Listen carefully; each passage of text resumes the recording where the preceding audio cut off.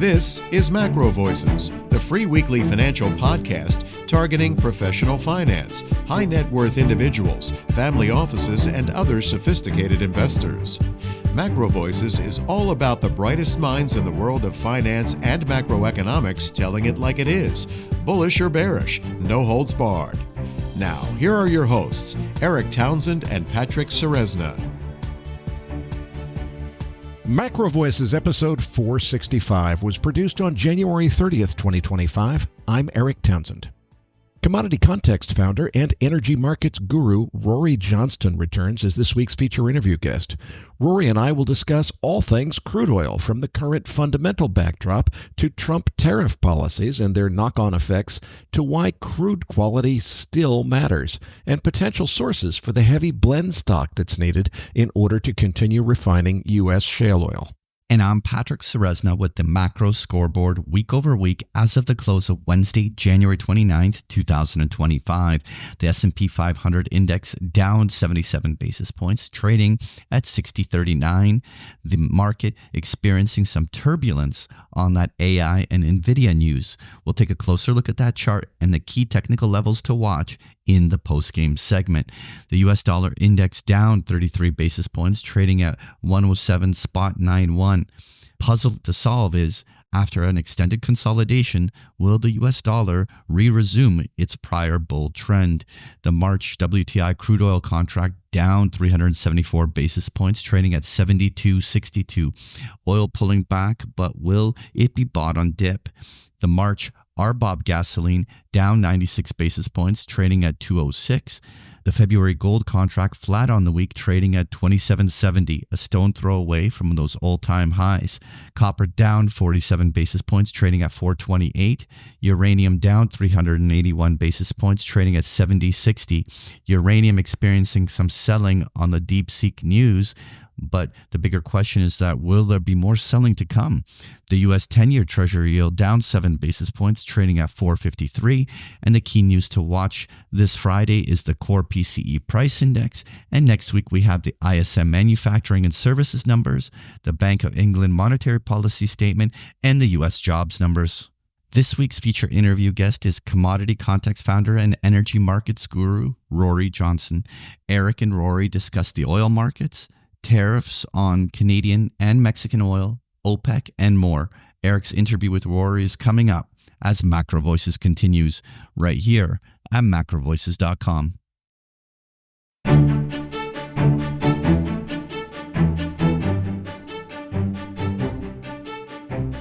And now, with this week's special guest, here's your host, Eric Townsend. Joining me now is Commodity Context founder Rory Johnston. Rory, it's great to get you back on the show. Let's start with the big picture for oil markets, inventory fundamentals. Where do we stand? Thanks for having me, Eric. I'm so happy to be back. Entering into 2025, we're in a really interesting point in this market because 2024 itself was kind of a funny year. After really everything between 2020, even 2019 through to 2022, 23, we had just absolutely outrageous levels of volatility. We had every possible kind of tail risk you could imagine hitting the oil market kind of back and forth from, literally COVID turning the industry upside down, Russia invading Ukraine, Houthis blockading the Red Sea. You had Israel and Iran, all of this stuff happening. But at the same time, then 2024 really just slowed down. You had the prices traded in their tightest range since before COVID. We had the overall supply and demand growth even slowed. Each of those years, you were accelerating coming out of that COVID slump. And then in 2024, it really just kind of ground to a halt. We saw really, really slow both supply and demand growth. Now, I think that entering this year with this really, really low inventory position, particularly on crude oil, we're beginning to see demand reaccelerate a bit faster than we're seeing supply accelerate. So I see this as a bullish factor heading into the year, and it's supported by the fact that the futures curve remains relatively backwardated even after this latest pullback. So I think the market remains kind of fundamentally undersupplied. I saw last year having a modest undersupply annual average. I see this coming year likely, assuming we don't get, and we're going to talk a lot about various policy risks coming down the line, but assuming those don't completely derail us, I see us likely having another modest supply deficit this year. So if we have a low inventory position and another modest supply deficit, that means we're going to enter an even lower, or we're going to trend towards an even lower inventory position. And I think that means gradually higher prices from here, probably in the kind of like low 80s Brent basis. And it's not that much higher than we are right now. I think, we're recording this on January 28th. And when I'm looking at my screen right now, crude's at around 77.60 for Brent. So I would say probably about $3, $4, $5 higher is probably where I see fair value right now. That's kind of where I see us trending. Okay, I agree with your general analysis of fundamentals, kind of pointing higher, pointing in a bullish direction. But hang on a second. President Trump is very vocally saying, I'm going to ask MBS to bring down oil prices. And a lot of people are saying, boy, in the first Trump administration, he said that, and he really pulled it off pretty darn well. Is it right to assume if he did it once, he can do it again? Or are we dealing with different fundamentals in the market that would make it much more difficult for him to do it again? Well, it's definitely a different market now relative to Trump's first term. I think COVID really fundamentally changed a lot of how the oil market works and trades in terms of kind of the big moving pieces. But in some ways, I think what's interesting is that, so when we talk about the ways that Trump is going to affect the oil market, I think what comes up most frequently is, energy dominance, drill baby drill on the downside. So more U.S. production means lower prices. And on the other side, it's, heavy sanctions on tighter enforcement on Iran and Venezuela, which means lower production or lower exports at least, and then higher prices. So how do we balance those out? I think looking at them, just at the same level, I think that the sanctions seem more likely to be the thing that Trump himself can pull a trigger on. And by what I mean by that is that, while I think there is still plenty in the tank for U.S. production growth, should prices go higher from here, I don't think that the few dollars a barrel of kind of regulatory burden savings that you're going to get from, Trump's initial executive orders and efforts to kind of reduce this regulatory burden on U.S. drilling, I don't think a couple bucks effective price difference is going to swing materially the current trajectory of U.S. production growth. For those that aren't aware, U.S. production growth was exuberantly crazy prior to COVID. COVID sunk it. Everyone was wondering, okay, is this the time where they finally found, cash flow discipline? And then 2023, growth reaccelerated and spiked again. And then 2024, it began to slow down. And then 2025, the expectation is going to slow down even further, from about 1.5 million barrels a day of growth in 2023 to nearer kind of 300,000 barrels a day of growth this year. Now, that's going to be kind of awkward for President Trump's administration if they come in on this energy dominance agenda and 2025 production growth shows, some of the lowest growth levels in more than a decade, kind of excluding COVID. That's going to be an awkward narrative mismatch, and it's going to be interesting to see how they try and manage that. Compare and contrast that, though, to the sanctions element, where by swish of a wrist, Trump can decide to materially increase the sanctions intensity on Iran and Venezuela, and potentially take more than 1 million barrels a day of crude off the market very, very quickly. We've already seen, and we'll talk a little bit, I'm sure, about the Biden administration's final tightening of Russian oil tariffs on the way out. But these do have effects on the market, particularly on the margin, where a lot of the pricing action really, really happens. I'll come back to tariffs and Iran and a number of other things in just a minute. But let's go a little deeper on this, because I'm sure a lot of people listening to you are saying, wait a minute, Rory. The president of the United States has just completely, totally reversed the last president's policy. He's saying, drill, baby, drill. as much as you want. We're going to open up everything you want. You got Chris Wright coming in as energy secretary. Why wouldn't that lead to an expectation that we're going to increase U.S. production by a couple million barrels by the end of 2025? Why would it be so low? What is the constraining factor? Is it geological? What's the problem? I think it's a bunch of things. I think it partly is geology in that a lot of the best plays have already been drilled. The Permian and other, U.S. tight oil plays are entering a more mature phase of their operation. But I think more generally, I think that U.S. production growth could absolutely reaccelerate to more than 1 million barrels a day easily if prices were over $100 a barrel. I think the issue I take here is more that the White House and the federal government can materially reduce the regulatory burden and make it easier and cheaper for U.S. producers to drill, but they can't force them to drill. They can't force them to produce more. I should say, there are ways that they can do that. They are not currently planning on doing that. There's not like a Defense Production Act that they're going to force drilling in Anwar or force drilling in the Permian or something. But, who knows? We might get to that level. But I think that's the issue here, is that it is the private company's decision to reduce their pace of growth for their own interests. They don't want to oversupply the market. They want the market to tighten. It's very, very common that people assume that the president has a lot of control over how much oil is being produced in the country. But I often say that the president has more control over how much oil is being produced in Iran than being produced in Texas. And I think that's proven time and time again by you've seen some of the strongest years of U.S. production growth under both Democratic and Republican administrations, one of which thinks that oil is great and the other thinks it's like a threat to the future of humanity. So I don't think that Texan drillers stop drilling just because, the White House doesn't want them to.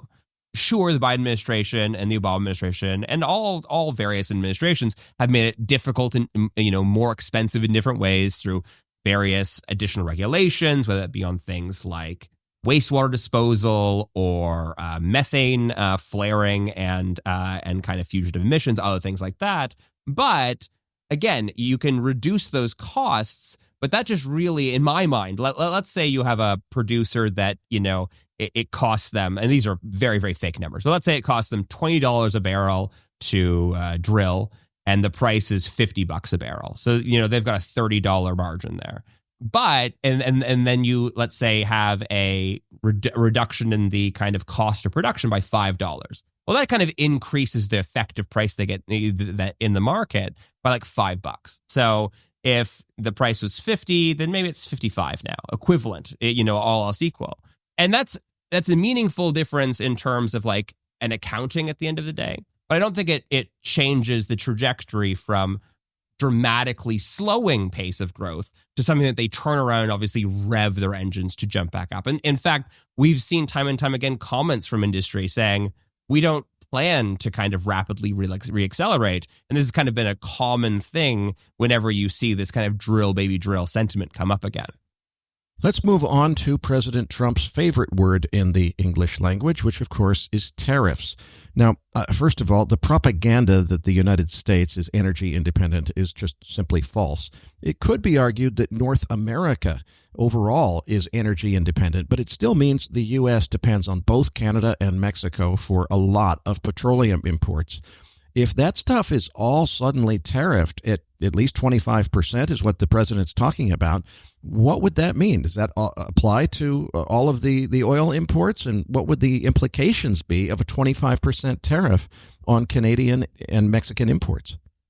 This is a question that has dominated most of my life over the past 2 months. And yeah, it's a massive deal. So I think it's important to just quickly understand, because you're absolutely right, that the United States does import a lot of crude from both Canada and Mexico and a couple other countries that kind of fills in the gaps in its kind of refinery input slate. But let's talk about why Canada in particular is kind of a structurally difficult to replace barrel, and I think even more difficult to replace than Mexico. And it really comes down to two things. The first is the kind of crude quality aspect, which I know you're familiar with, and we'll just very, very briefly touch on. And the other is the physical infrastructure in place, which is the pipelines. So on the crude quality, the U.S. refining sector was largely built up and developed before anyone thought we were going to have a shale revolution. So the expectation was that you're always going to be importing barrels from abroad, increasingly heavier, sourer barrels, and that those would need to be processed in the United States. So those refineries invested in equipment to make them better able to do that more profitably. Over time, as the U.S. shale revolution ramped up, you tried to kind of push more and more of that lighter crude into those refineries, but you ran into problems when, basically, if you're not running heavier crudes, you're not making economic use out of a lot of that very, very expensive equipment. So that's kind of it. You don't want to turn that into an economic write-off. You still want to you still want to use that economically. At the same time, you have limits on how much lighter crude you can push through your refineries because of the additional kind of overheads, these lighter hydrocarbons like naphthas and LPG, et cetera, that these systems aren't designed to accommodate that share of higher end cut out of the distillation tower coming out. So if you just run light crude through these, you basically can run nowhere near maximum capacity. So by blending that ultralight, North Dakota Bakken as an example, crude in the Midwest and PADD 2 with really, really heavy Canadian, heavy sour WCS, that gets you into that medium grade that exactly what these refiners want to do. So for context, API gravity is kind of how these barrels are assessed on a gravity or density basis. And the U.S. shales are often 40 degrees API or higher, whereas WCS is 22. So, and they're averaging, you're trying to get to kind of like that low 30s API in order to, that's what a lot of these Midwest refiners in particular would love to refine at. And that's what they're optimized to refine at. And the other element here is the pipelines. So obviously Canada is it's basically the only country on earth that exports the majority of its oil by pipeline. Virtually every other kind of major crude exporter ships it through their own territory right to ports, and then puts them onto kind of the global oil trade, seaborne oil trade, and then they can be very, very flexible with wherever they're going to go. Whereas in Canada, our main oil production asset in the oil sands is located in deeply remote northern Alberta, and it was politically unpopular to build various pipelines to the coast, but it was also really, really far to the east coast, and to the west coast, you need to go across the Rocky Mountains. So in many cases, it made more sense and was easier to just put all of these pipelines south, down into the United States, into the Midwest in particular.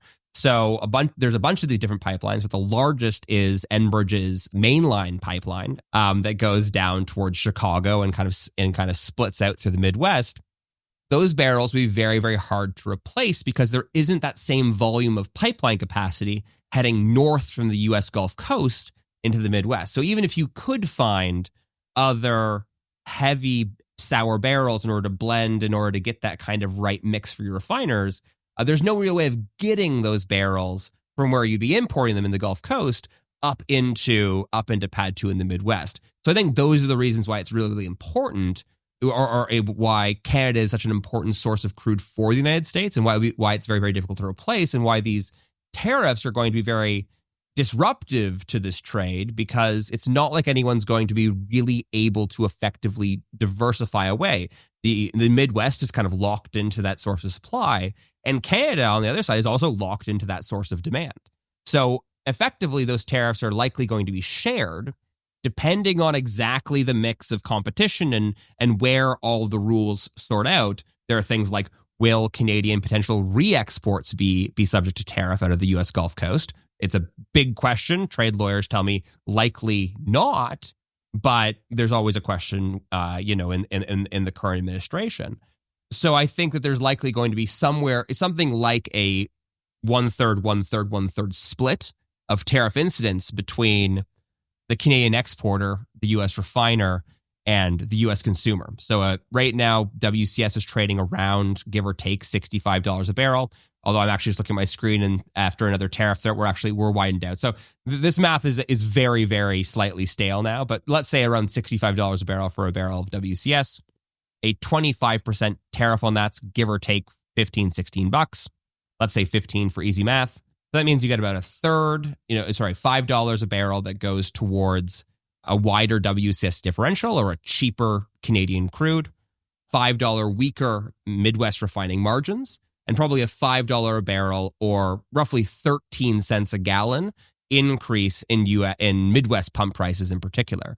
But I think that's likely this equilibrium that's going to emerge as long as these tariffs are in place and as long as Canadian crude is not forced to compete with what I'm calling unfair, untariffed competition. So the idea would be that if it was forced to compete with non-tariffed grades of crude, say other competing grades coming from the Gulf Coast, then that would unfortunately push Canadian crude well lower because it would be forced to clear at that kind of undercutting competitive price. But I think finally even getting any alternative crudes is also going to be challenging because when we look at other alternative sources of heavy crude, we're looking at Canada, we're looking at Mexico, which, as you noted, is also under threat of the same tariff. We have Venezuela, which is also being threatened with sanctions. And then we have Colombia, which was just this past weekend threatened with very, very sizable tariffs. So any barrels that would replace that would likely have to be kind of more traditional OPEC barrels from places like, grades like a Rocky Basra or certain grades of Saudi crude that could work in a pinch. But still, they're not ideal. And it's kind of it's a politically strange dynamic to be threatening Canadian crude when the alternative is additional OPEC imports. It seems to me that this does create an impetus for potentially big structural changes. There was a proposal discussed several years ago talking about building a pipeline from the oil-producing regions of Canada in the middle of the country out to the west coast for I think it was the government of British Columbia that killed it at the time. But the goal was to basically not be dependent on the U.S. as the only place that they could pipeline oil away to. They would have a pipeline going to an export terminal somewhere on the west coast of Canada. It seems to me like the economic impetus for reintroducing that plan, although it was very controversial in BC at the time, that probably is back on the table, or isn't it? I would say it absolutely is. And I would actually say for the first time in my career to date, there has been a very noticeable shift across political parties towards openness to the idea of the necessity of both more pipelines, and specifically more pipelines within Canada, Canada's coast. So, the Trudeau government bought and completed the Trans Mountain Expansion Pipeline. So that just got completed this past summer, and that tripled Canada's pipeline capacity to the West Coast. So that is now our main avenue to get around the United States. And that whole pipeline's capacity is about 900,000 barrels a day out of a total crude export base for Canada of just more than 4 million. It's just about 20%. It's a good chunk. It's not nearly enough. Then there was also the Energy East pipeline that was also recently, it was proposed and then quashed mostly by Quebec, that was going to go all the way out towards St. John and to the east coast of Canada. And then there was also the Northern Gateway pipeline, which is another pipeline that was going to go west to the west coast. All of these pipelines are now being talked about again in ways that I didn't expect them to be. And I think it's even more interesting in the context that rewinding even a couple months ago, and the main talking points around Canada and oil were Trump reapproving the Keystone XL pipeline, which now just seems like if he wanted that pipeline, the tariffs were the absolute worst possible thing you could threaten, because it really undercuts the main argument for pipelines to the United States. And I think it's important for people to remember. I think it's, people are always like, oh, well, why didn't Canada build more pipelines to the coast? Why did you become over-dependent on the United States?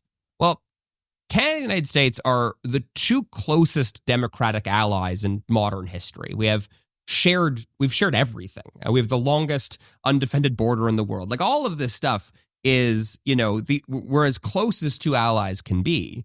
There was never an expectation that you could ever see this kind of punitive tariff placed on Canada. And if there was, you absolutely would not have gotten this level of trade dependence built up.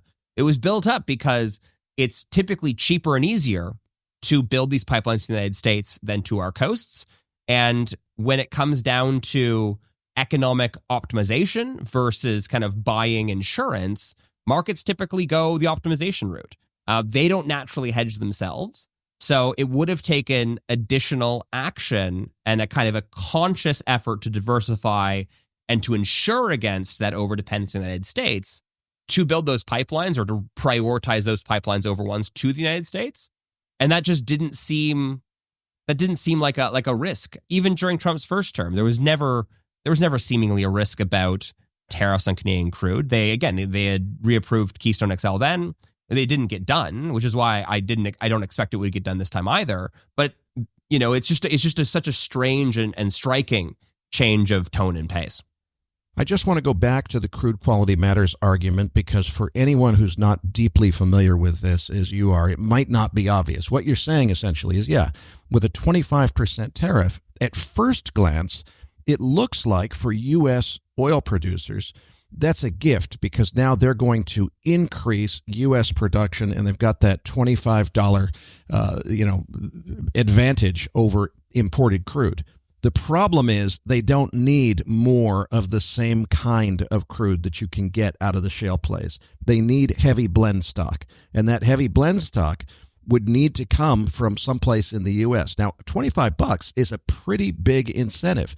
Are there plays in the U.S. that were not economic before that could be a source of heavy blend stock, or is there just not that kind of oil anywhere in the United States that could be produced? It's not that there isn't any heavy crude in the United States. There definitely isn't any heavy crude to that scale. And so I think when we talk about it, I am obviously not a fan of these tariffs, but that doesn't mean that there aren't winners in this tariff, of course. There are some small U.S. heavy crude producers that would absolutely love nothing more than to have the ability that, they've been, in their minds, harmed by Canadian competition. And they would love protection from the government in the form of tariffs to regain some of that market share and to expand their business. But it's not like the United States can tomorrow discover its own oil sands. There's just nothing, comparable on Earth that can really be tapped that quickly. And it's absolutely not in the United States. Because I think it's also easy to forget just like, again, how long it's taken to build up this volume of flow in the first time. It's not something that you can just turn around and kind of replace on a dime. Let's move on to some of the jurisdictions around the world where you could find that heavy blend stock that's needed in order to mix with the oil that's produced in the U.S. to have something that's refinable. One of the big sources is Iran. Now, it seems like we may be headed toward war with Iran. Hopefully we can avert that. Where do you see that headed, first of all, geopolitically? But then what would it mean in terms of, is Iran the right source for that blend stock? And what would it mean if a war took all of Iranian supply completely offline? Yeah, I would say the running joke right now is that Trump has like a grudge against someone who owns a coking refinery, because it seems like he keeps wanting to either remove or tariff every source of heavy crude that moves, whether it's Canada, Mexico, Colombia, Venezuela, Iran. Though that's a lot of it. So, yeah, it's if we lost Iranian crude from the market, it's not as heavy as Canadian crude, but it's definitely much closer than anything that the United States produces. So yeah, I think a lot of OPEC crude in that region kind of falls into that medium sour to heavy sour range, and removing it will further tighten that market, which is already becoming much tighter. We haven't actually heard that much, at least loud, from the Trump administration on Iran immediately out the gate. At least nothing that's kind of jumping over the magnitude of sound coming around the rest of kind of North American tariffs right now. So I think it'll be interesting to see exactly when that becomes recentered as a priority. it is admittedly hard to keep track of all the bouncing balls of priorities right now. But I do think that was something that was a major kind of focus point of the administration in Trump's first term, something he was very critical of Biden's tenure on Iran and the kind of rebound in exports that was seen. So the presumption, I believe, continues to be that he will continue to drive that down. But I do think that in terms of what the kind of overall market impact will be, I think we have also seen pretty clearly out the gate here to your question that kind of started this conversation. It does seem like Trump himself is a crude bear. Like he wants lower prices. He's promised lower energy prices for American consumers. That obviously chafes and kind of runs against his pledge to kind of rocket higher U.S. energy production. But like, we'll forget that for a second. So the Iran stuff, I think the only way he's going to do it is to preemptively extract like a commitment that the rest of OPEC will fill in for any lost barrels on like a barrel to barrel basis. If you recall, and you, Eric, will likely very clearly recall that we had a preview of this back in 2018 during Trump's first term when he basically tried this before. He basically told OPEC, okay, you guys start adding crude to the market. I'm going to take a bunch of Iranian oil off. And then late that year, he basically did a complete rug pull and reversed entirely on his commitment to reduce those Iranian barrels at that time. And then we lost something like $30+ a barrel between late October and Christmas Eve. It was a crazy wild rout. And I think now the Saudis and the rest of OPEC have become much wiser to dealing with Trump. So I think when they hear Trump speak from Davos about, urging them to increase production and reduce prices, I think they're really kind of doing the wait and see what's he going to do here. I think what we've seen already with OPEC trying to ease these production cuts it's been holding, they've very much been taking the tack of like, we're not going to act preemptively. We're going to wait to see realized tightness in the market. And I think in the case of Iran, they're likely going to wait to see realized Iranian export losses before jumping over themselves to kind of try and fill in for any losses.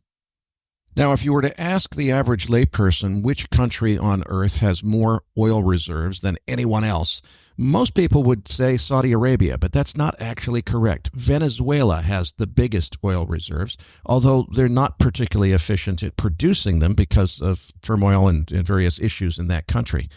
Where do they stand? Where does Venezuela? And I should also mention that Venezuelan crude is that heavy blend stock that's needed in order to supplement the kind of crude that's produced in the United States. So it seems like a really good source of that blend stock that we need, the kind of oil we need to import. But boy, the tension with Venezuela couldn't be much worse than it is. Where do we stand with respect to tariffs on Venezuela? What could happen, or what do you see on the horizon that might increase or decrease Venezuelan imports, and how does that play into this story? Yeah, so I think Venezuela is a really interesting one because Venezuela also has seen production begin to rise again, not as notably as we saw with, and not nearly as sharply as we saw with Iran, but ever so slowly, production is beginning to ramp up.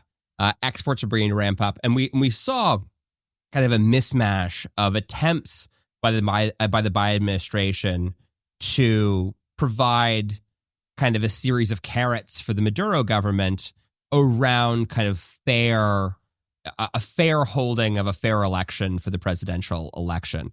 Now, that did not happen, and then the Biden administration began kind of clamping down on a bunch of the things that it had given the Maduro government.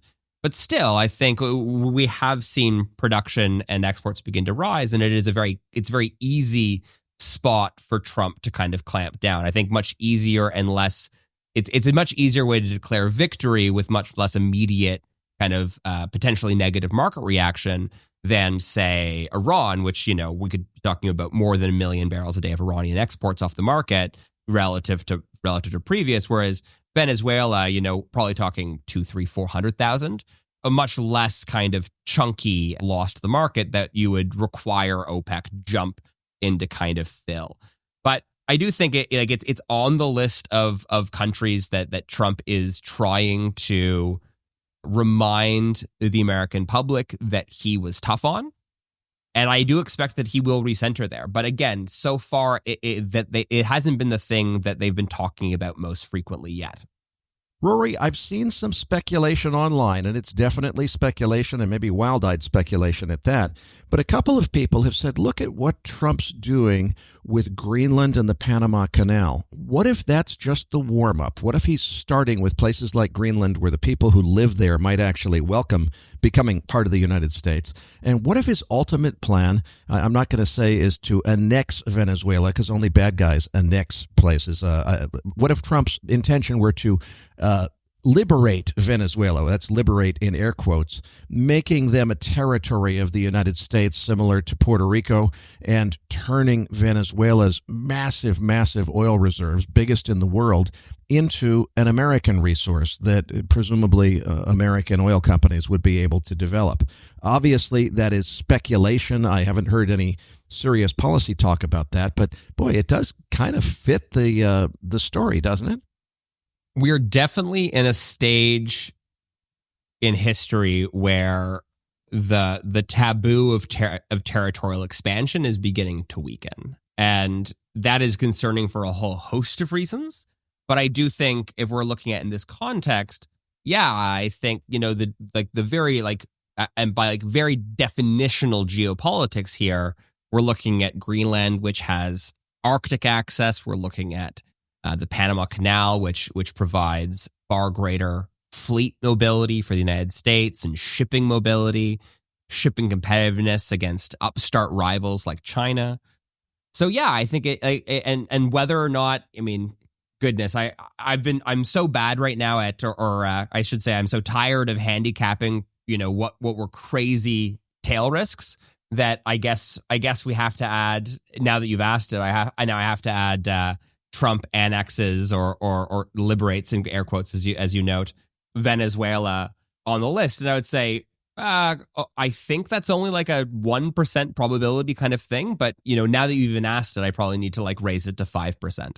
So, yeah, what would that mean? It would be very bearish for oil prices. I would say that I've often considered Venezuela to be one of the ultimate bear cases or bear risks for the oil market, given that, as you note, it's a absolutely staggering volume of crude, larger than Saudi Arabia, larger than Canada, which holds a very similar type of bituminous oil sands deposit, and has been really, really, really bad at producing and kind of operationalizing that asset.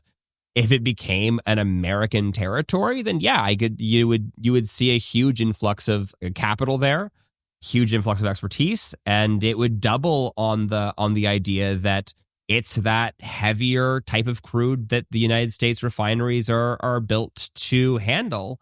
Yeah, I don't love considering this scenario because it's very, very bad for Canada, but you're there are pieces of it that make sense in the context of what we're currently seeing. It definitely seems to me that it would achieve a lot of President Trump's economic goals. It would bring the price of oil way down. It would expand American presence. It would certainly be controversial because it would be considered a territorial expansion and an aggressive one at that, because the Venezuelan government obviously doesn't welcome it. But at the same time, the Venezuelan government appears to be kind of illegitimate to start with. They're not really having democratic elections. And I'm not sure that the Venezuelan people would really object that much to the U.S. coming in and offering a whole bunch of Venezuelans jobs, developing those massive oil reserves. So it does seem like a realistic possibility to me. Yeah. One other thing I'm going to add there, though, is because the only part of this that does kind of chafe with what we're hearing is that Trump himself, I do think, sees himself as the guy that ends wars rather than starts them. And I do think, if I had to bet between the United States and Venezuela on who's going to win a fight, I'm obviously going to pick the United States. But, the United States does have a long and kind of torrid history of thinking it can go into and, quote, liberate a country that turns into a very, very expensive boondoggle kind of like quagmire situation. And I don't know if Trump is eager to bring that kind of risk up for himself, given that I do think that for at least he sees himself as someone that ends wars rather than kind of like starts new ones. Let's move on to this week's news. And just for our listeners' benefit, we're recording this on Tuesday afternoon, so we only have 2 days of data, where our listeners will have 4 on what happened after the weekend's DeepSeek shock news out of China, which is a new competitor to American AI that seems to have been developed at a much lower cost and perhaps more efficiently. I don't think it has anything directly to do with the oil market. If you disagree, let me know. But the reason I'm bringing it up, Rory, is, okay, some people are saying this could be the catalyst event that causes everybody to say, wait a minute, this whole business of NVIDIA being worth $2 trillion of market cap has always been crazy. It's time to rethink this Mag 7 crazy rally, and maybe it's a catalyst that brings about a broad risk market sell-off where stock markets are way down as a result. I don't see that happening, frankly, as of Tuesday afternoon. It looks to me like, if anything, we're retracing now and buying the dip here. But if there were more news, if it were to go in that direction and we saw a big sell-off, or even if it was having nothing to do with DeepSeek in China, there was some other catalyst that brought about a really big sell-off in U.S. equity markets, independent of oil, would that bring oil down with it? Or is oil really independent because, the supply and demand is really more constrained by supply than whether there's sufficient demand? Yeah, I think that overall, oil, I'm a firm believer, and there are plenty of debates about this, but I'm a firm believer that oil prices, at least on the kind of a medium-term basis at least, are very, very firmly anchored to their fundamentals. That said, I do think that, and I think, here's the thing, I think oil prices as I see them are basically a function of current realized fundamentals with forward anticipated fundamentals, and then kind of a speculative framing on top of that. So the current fundamentals wouldn't have changed. I think there's an argument that if you do see a deep equity or financial market implosion, well, there's a concern that you'd have contagion, recessions, kind of, and that would legitimately pull down the price a bit. But I do think that, to your point, oil, on top of being this fundamentally governed commodity, is also the most financialized of all the commodities. And also is such a core risk asset in many portfolios, many of which have nothing to do with the oil market itself. It could be an inflation risk, it can be a whole bunch of things in different portfolio contexts. I do see that kind of a broader, market route would absolutely pull oil down, quite possibly quite severely. But I don't think it would be a lasting route unless you got that kind of prolonged economic downturn on the other side. But I do think some of this DeepSeek stuff is really interesting in the way it's affected other energy commodities, ones that are, because the big takeaway here is that you might not need, a $500 billion Stargate project. For those that are aware, this is like the big chip build out project and you might not need all the power that kind of supports it. So maybe you don't need quite as much nuclear energy that was beginning to have a renaissance, and maybe you don't need quite as much natural gas, which was starting to get a lot of pressure from this as well. So I think it'll be interesting to see how that plays out, because all of that stuff does in its own way lead back to oil as well. Rory, final question. We haven't talked OPEC yet. Now, I question how much spare capacity they really have, but supposedly they're withholding a whole bunch of oil from the market. What if Trump called in a favor with MBS? He seems to have a pretty good rapport and said, hey, we really want to get the oil price down. We're going to make it up to you some other way. Let's just turn the screws to the max and have OPEC produce as much as they possibly can. What if somehow Trump were able to persuade OPEC to just turn the valves all the way up? What would that mean for the market? Turning the valves all the way up would be quite the market shock. I think that, so just to kind of quickly go over numbers, OPEC itself claims around 6 million barrels a day of current cuts. This isn't even counting total spare capacity. This is just the kind of current cuts that the cutting cycle that began at the end of 2022 and is extended through to today. Of that, I would say roughly maybe 4 million barrels a day of those are real cuts rather than paper cuts and all these other kind of shenanigans that OPEC pulls with its own numbers.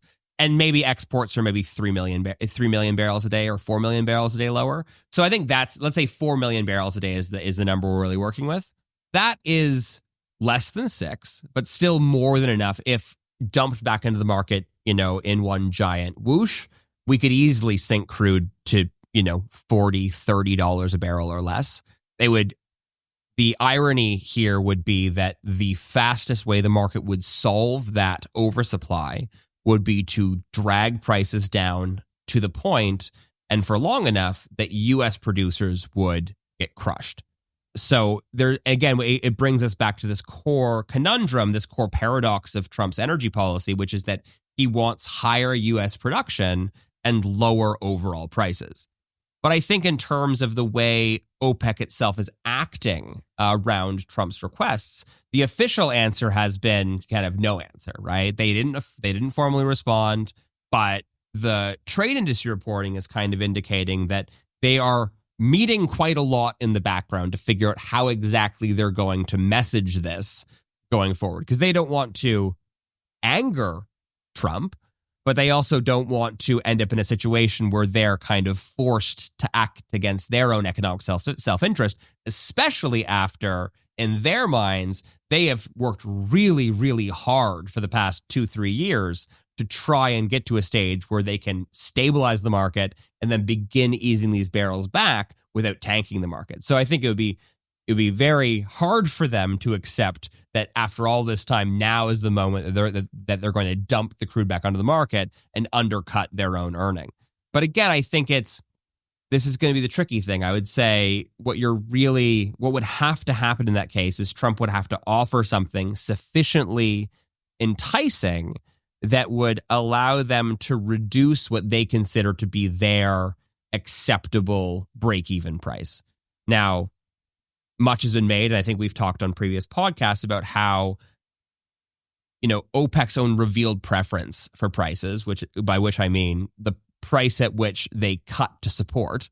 If you drop near a price and you start cutting, it's pretty clear that you don't want prices to drop below that level. Prior to COVID, that would have been like $50 a barrel, maybe $60 a barrel. After COVID, this latest cutting cycle started with Brent above 90. So what you would need to be something sufficiently attractive to entice OPEC to reduce that desired crude price from $80, $90 down towards like $60, $70 maybe. If that happened, I'm sure there are things that Trump could do to convince them. But again, we end up back at square one. We're running in circles in a way, which is anything. If OPEC increases production, the way the market will balance is by pushing U.S. crude out of the market, both because they are typically the higher cost marginal producer and because they are the fastest response, fastest cycle producer. So they respond most quickly and their investment decisions hit the market fastest. So that is the way. It's the same way that in 2020, and this is, I'm belaboring this a little bit, but like the interesting thing here is that overall, Trump generally has a bearish tilt on oil. But it's also important to remember that in 2020, Trump himself was reportedly integral in pushing OPEC to kind of get its act together and cut production in the initial COVID demand slump in order to save the oil market and particularly to save U.S. oil producers. If OPEC hadn't cut like it did in 2020, the market still would have eventually sorted itself out, but it would have meant, single digit prices or low teens for months and months and months and months, enough to completely crush and kind of push out all the rest of the U.S. production. In this kind of a scenario where Trump has OPEC ramping up production again, the same general kind of framework still applies. Rory, I can't thank you enough for a terrific interview, as always. But before I let you go, please tell us a little bit more about what you do at Commodity Context, how people can follow your work, Twitter handle, all that stuff. Again, thanks for having me, Eric. I always love coming on the show. So you can follow me at Rory_Johnston on Twitter or X. And you can follow all of my written and published work at commoditycontext.com, where I publish a whole host of oil market research from thematics, which are right now, unsurprisingly, very focused on Canada-US oil trade. I publish in a weekly report called Oil Context Weekly every Friday at 4 p.m. Eastern. And I also publish 3 different monthly reports on global oil balances, North American oil flows, and on OPEC policy tracking. Patrick Ceresna and I will be back as MacroVoices continues right here at macrovoices.com.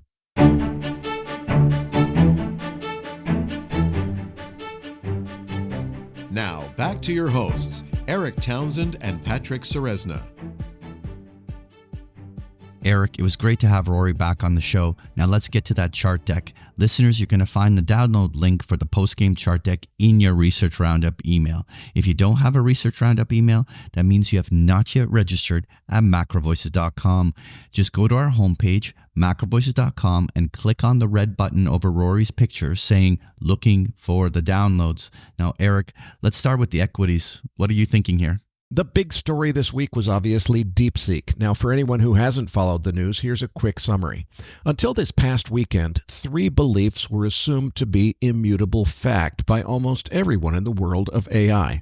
Number 1, the AI race is all about spending money on model training, and whoever spends the most wins. It was assumed that little could be done to reduce the cost of model training, and for this reason, only the biggest of the big tech boys could play in the AI model training sandbox, because nobody else could afford to play the game. Number 2, the only way that anyone could possibly even hope to compete was to have the very latest NVIDIA GPUs, and a whole lot of them. Now, since these are export controlled, it was assumed that China didn't even have access to the tools needed in order to be in the fight, never mind to win the battle.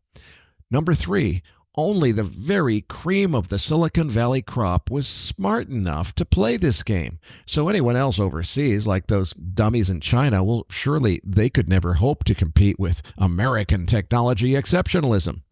Then China shattered all 3 of those presumed immutable facts with the weekend release of DeepSeek, an AI that basically does the same thing as ChatGPT, but which supposedly only cost $5 million to develop.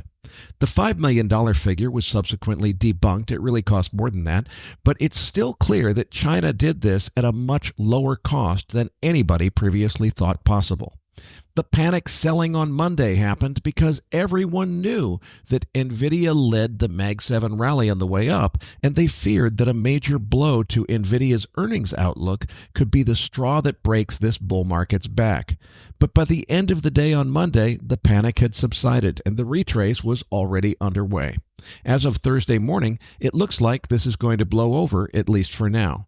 But to my thinking, it still revealed the fragility of this market. And as I've said many times before, I think the real test of this market is more likely to be whether Trump's enemies score any big goals in undermining his policy agenda. Now, so far, all indications are that Trump and company are kicking ass and taking names in Washington. If that continues, I expect the rally to continue, at least for now. Eric, looking at that S&P chart, we're stuck in a multi-day trade range after that reaction to the DeepSeek news. But we are at an interesting point on both the Russell and the equal weight index, which is both of them went through a very deep sell-off in December that was not evident in the main S&P index because the Mag 7s were holding up that index so strongly. But after such an oversold condition where the market breadth was so oversold, we've had over the last few weeks a big market rebound. And so we've had this retracement. But both the S&P equal weight and the Russell have done these 50% retracements of the prior decline, a level which, if this was simply a reactionary or reflexive oversold bounce, this is a level where these markets could easily roll over. Are they going to is the puzzle to solve here. The S&P 500 at the same time obviously double topped retested this previous high, and then this news basically took the wind out of its sails. So we have a situation where we want to determine whether or not this becomes major overhead resistance, and we once again head back down to the lows established earlier this month. That's right now. We had obviously this pig in the python moment of news where we had Mag 7 earnings at the same time as the FOMC and the ECB as we're recording this. And so we have a market that has all sorts of triggers to potentially start movement. And so far, those triggers have not created more market volatility. And the question then becomes, what are the key technical levels to watch? For me, the 50-day moving average and key fib zones are in the 5950 to 6,000 level on the S&P. This is a line in the sand that the bulls must hold in order to keep the trend in their favor and leave the upside window open for them for continuation patterns. At the same time, the bulls, in order to really gain some traction on the upside, need the Mag 7 to all fire up with a breakout to an all-time new high in order to drive that continuation pattern that could see 63, 6400 or higher on the S&P. We're at an incredible neutral zone area where the market is consolidating in this very tight range. The thing to watch is which way and who will it break out and who will prevail in that dominant trend. The bulls have command of the trend. Will they drop the ball and there be a turnover with a breakdown below 6,000 is the key thing to watch going into next week. So let's move on to the dollar. What are your thoughts here? After taking a dive to test 107 on Monday, the Dixie is back to flirting with 108 again on Thursday morning. We've clearly moved into a consolidation pattern, but so far there's no compelling technical evidence of a new downtrend. The way I look at the dollar is very simple. There's a very clear and pronounced bull trend and a bull breakout that happened here. And when you look at this US dollar rally that we've had relative to US dollar rallies we've had in the past, this is nothing in comparison to size and magnitude, which is that if this is a real US dollar rally, there's no reason why we shouldn't be going back to retest levels where we saw in 2022. At the same time, there's no evidence that the bears have regained control of this trend and somehow some big US dollar bear market is about to resume. Now, at some point, we will have a US dollar bear market. At some point, the bears will prevail.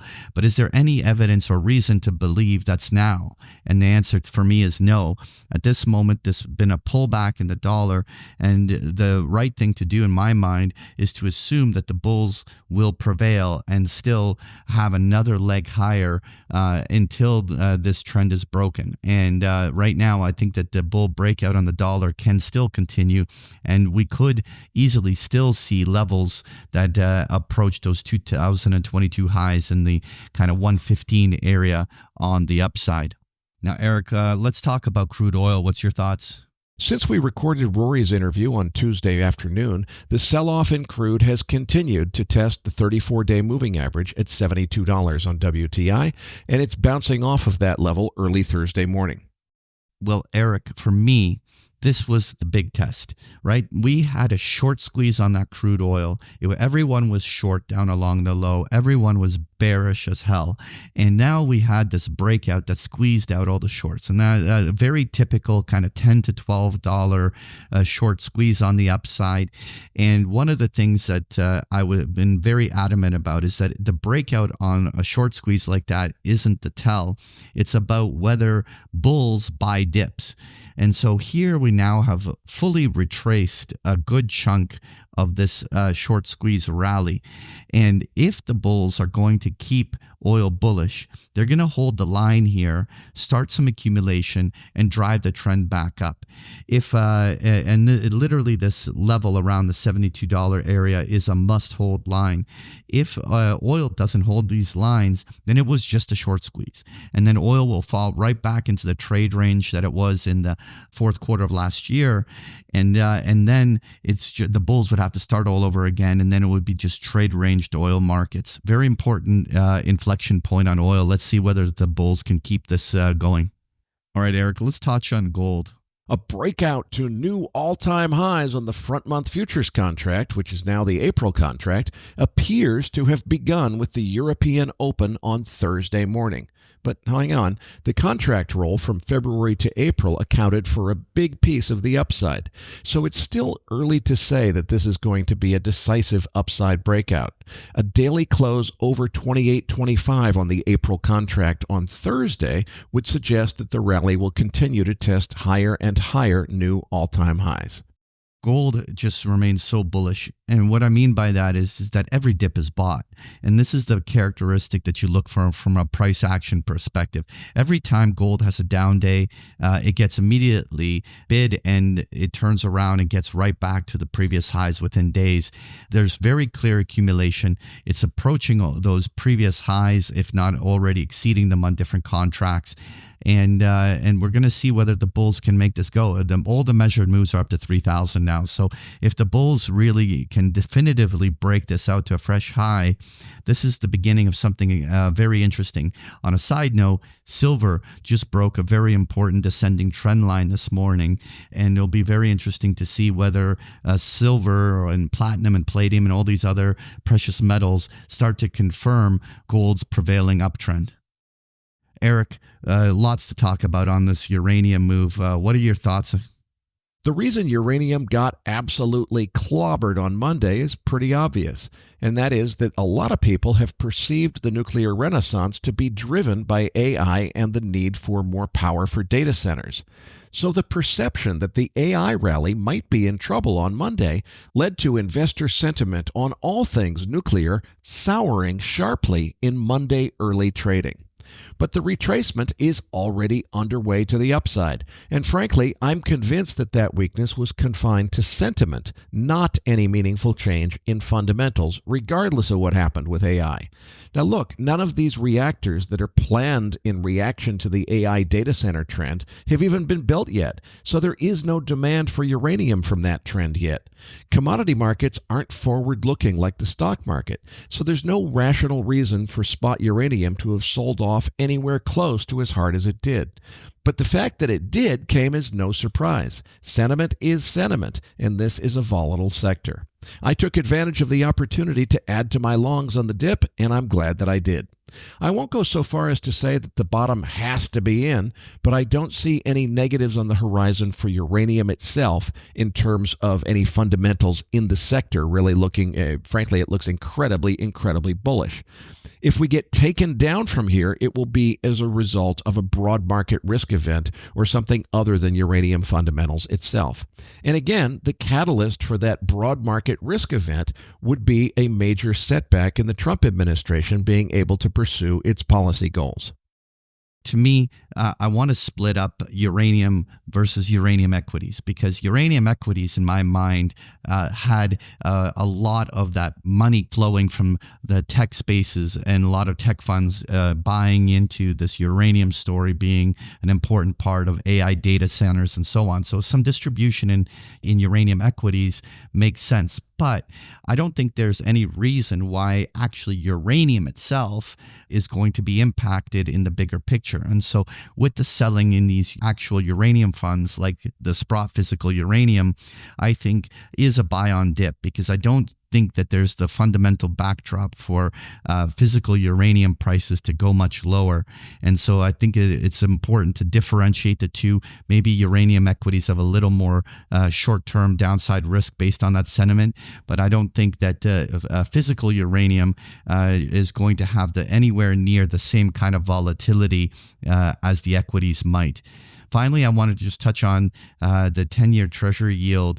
And really, we continue to see yields coming off. And the hawkish Fed statements didn't really create any big reactions. We do have a very important moment on the 10-year yields coming back to test the November highs. If we see this 450 level start to give out and we see yields pressing down towards 4%, then we can define the upper boundary of the trade range that yields have been in for the last almost 2 years, where this 480 to 5% level has really been the ceiling and cap of where the 10-year yields have really peaked out. Folks, if you enjoy Patrick's chart decks, you can get them every single day of the week with a free trial of Big Picture Trading. The details are on the last pages of the slide deck, or just go to bigpicturetrading.com.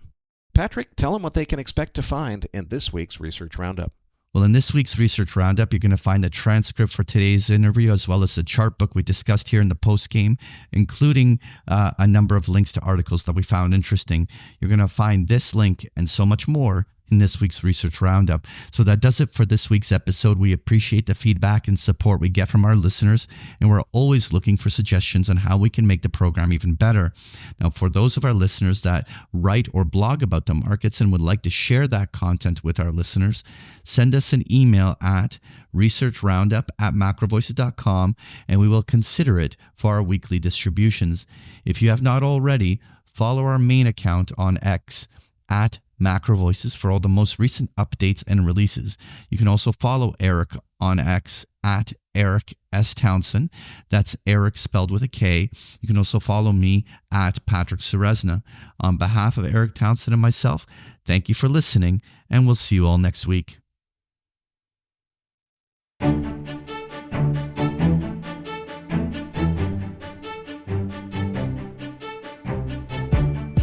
That concludes this edition of MacroVoices. Be sure to tune in each week to hear feature interviews with the brightest minds in finance and macroeconomics.